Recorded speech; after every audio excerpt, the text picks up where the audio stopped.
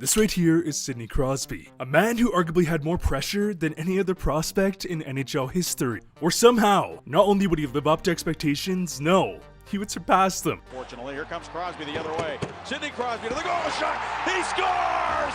Sidney Crosby with a great individual play. And the Penguins. Here's Gonchar with it again. His shot deflected in by Crosby. An amazing redirect. Crosby scores!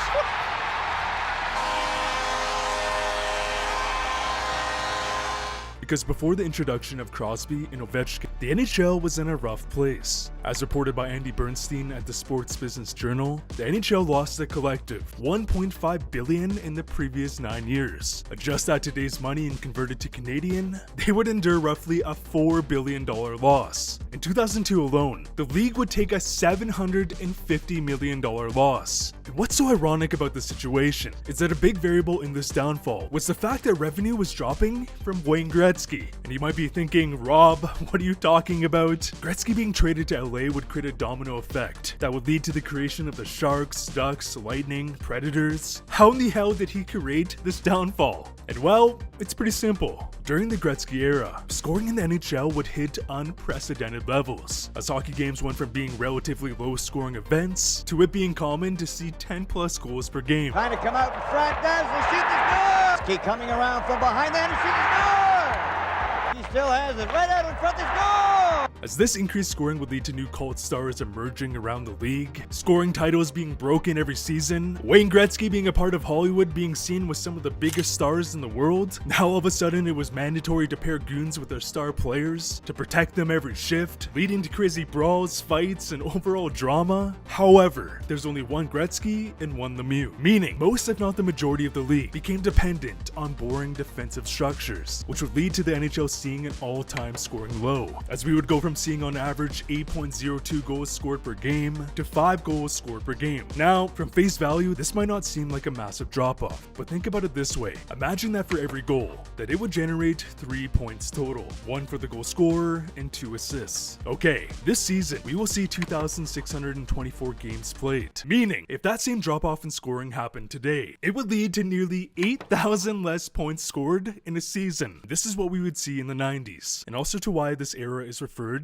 to the dead puck era. Think about the optics here. Mario Lemieux in 1989 would win the Art Ross with 199 points. He also missed some games that season, so he was on pace for 215 points. And within 10 years, Yager would win the scoring race with 96 points. Therefore, the NHL needed to change. Revenues, attendance, and growth was declining. They would lose the two faces of the game. Now, of course, there were still superstars and Hall of Famers, but nobody on the same scale as a Wayne Gretzky. Without a salary cap, players' salaries were getting out of control, meaning that NHL owners were now losing a lot of money, specifically the smaller market teams. Because of this, the NHL would also hire Gary Bettman in hopes of turning the league around. And all of this would culminate to the 2004 NHL lockout. And today's video is sponsored by SeatGeek. With the NHL, NBA, NFL seasons in full swing, with so many amazing concerts on the horizon, SeatGeek is the premier app to find the best deals on tickets. SeatGeek rates on a 1 to 10 scale. Green dots mean you're getting a great deal. Red, not so much. But here's the best part. Whether you've used SeatGeek in the past or are a first-time user, if you download the SeatGeek app or click the link down below and use code RobTalksHockey10, you'll receive 10% off your order to a maximum of $25. Every year I try to go to at least a couple Oilers games to watch McDavid play in person, where I can get tickets for $111 with my discount code $100. So thank you so much to SeatGeek for sponsoring today's video. In the 2004 season, the Pittsburg Penguins were a disaster. Long gone were the glory days of Yager and Lemieux. No, this team was dead last in the entire NHL. Their leading scorer was Dick Tarnstrom. It was obvious that they had their eyes on a different prize. Ladies and gentlemen, the Alex Ovechkin sweepstakes. But they would lose the lottery. But they would pick up a nice consolation prize in Evgeny Malkin. Malkin galloping. Malkin to the goal. Scores! Because of the 2004 full 82-game lockout, the NHL would basically reuse the same draft order from 2003, where they would win the Crosby sweepstakes. And now in the 05-06 season, we would see what was arguably the greatest Calder race in NHL history, Sidney Crosby versus Alex Ovechkin. Scores! Oh, wow. slap me silly, Sidney. Welcome to the Crosby Show, Sidney. But here's the thing, remember how the league was regressing to a bad place? Well, and I kid you not, after losing nearly $4 billion before the Crosby and Ovechkin era, the NHL would see record attendance, on top of year after year positive growth and profits, meaning that not only did Crosby and Ovechkin rejuvenate the Penguins and Capitals into a powerhouse franchise, but they would single-handedly lift the entire league into profit. Now, was the NHL going to fail without them? No, but I've heard many past NHL players say that their introduction would save the NHL. Keep in mind that these profit levels happened without a lucrative TV deal. After their previous regressing viewership, ESPN would drop the NHL heading into the lockout. Therefore, NHL games were being broadcasted on OLN. And if you're thinking to yourself, what in the hell is OLN? Well, exactly, because in this era, the NBA and NHL were still relatively similar in size. But the NBA would sign a $6 billion deal with ABC and ESPN, meaning that their sport was broadcasted on the front page of America, while at the same time, NHL games were being slotted beside, and get this, UFO hunters and ghost hunters. It was honestly embarrassing that the NHL couldn't land a better deal. It truly speaks volume on how it was a miracle that the introduction of Crosby and Ovechkin was able to make these leagues profitable. Actually, you know what? I take it back. Sometimes Dog the Bounty Hunter reruns would play after games.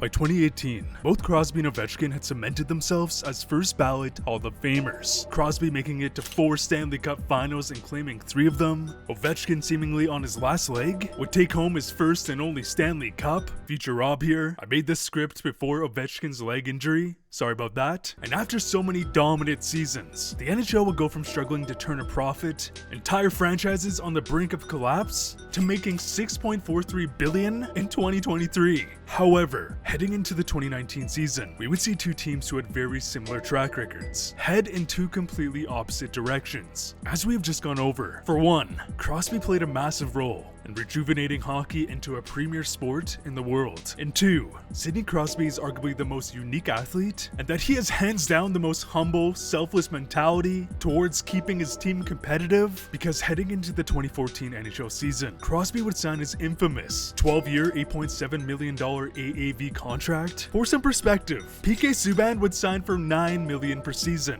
Kane and Taves would shortly sign for $10.5 million. Paul Stastny would sign for $7 million. Crosby was heading into the prime of his career and only requested $1.7 million more dollars than a 50-point player. Meaning that if we consider the rising salary cap, Crosby would take a discount that would ultimately equate to roughly 80 million Canadian dollars. No offense to the Mitch Marners or Matthews, Igor Shesterkins of the hockey world, but they would never. I respect that players want to get paid, but Crosby would put the league on his back, helping nearly triple their revenue levels. So the fact that Crosby did not care about making an additional $80 million is unheard of, not just in hockey, but the entire professional sports world. But okay, back to 2018. How do you think the Penguins acknowledged his selflessness and dedication to the franchise? Well, they would just conduct some of the worst trades, some of the worst drafting in NHL history. Not only did Pittsburgh fail to draft an NHL regular from the last 10 drafts, but as a whole, Jim Rutherford, Ron Hextall, and Kyle Dubas have one of the worst trade records I have ever seen.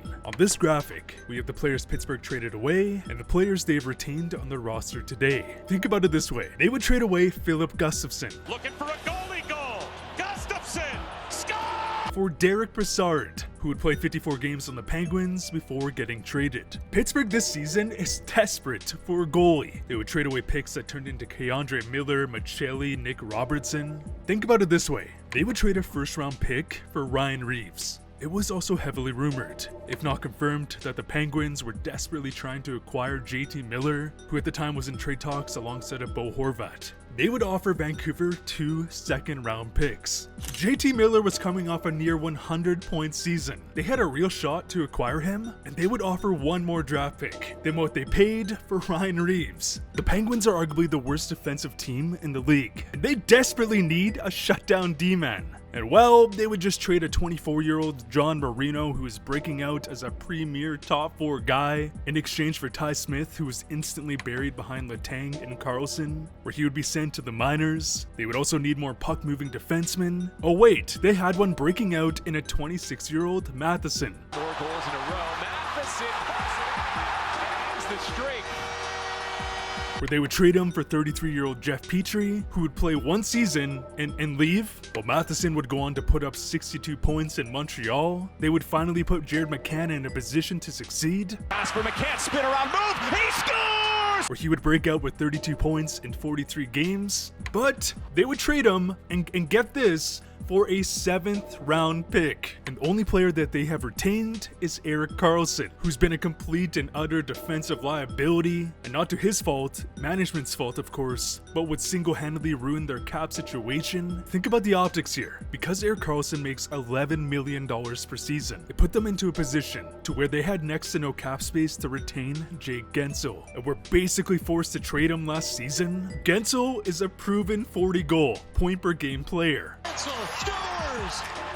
Jake Guentzel knocks it out of the air and in. The Rangers are arguing it's a high stick. Guentzel celebrates. It was called a goal. And somehow Kyle Dubas only acquired prospects who weren't even in the top 5 of Carolina's prospect pool. Basically everything that this team needs today would be traded away. For what? Erik Karlsson? Karlsson, I'm not sure what he's trying to bank it off the back of the net. Not to mention that San Jose would receive a first for Karlsson. They would then use that pick to draft Sam Dickinson, who at the age of 18 is on pace for over 120 points in the OHL as a defenseman. Line rolls, Dickinson, shooting! He scores! It just makes no sense, as they would trade away 4 first-round picks to make a quick fix on the roster. But the players they acquired were aging veterans at the end of their careers. They would then learn a lesson from Tampa to acquire young stars on the rise by trading for Kapanen. But within a couple seasons, Kapanen would be put on waivers. On top of that, Crosby this season would once again take a massive bargain contract. Erik Karlsson is making nearly $4.5 million more than Crosby. Now, don't get me wrong, Crosby is 39, but he is still a star player in the league. 1 goal the last 2 games. Nice move by Crosby. He scores!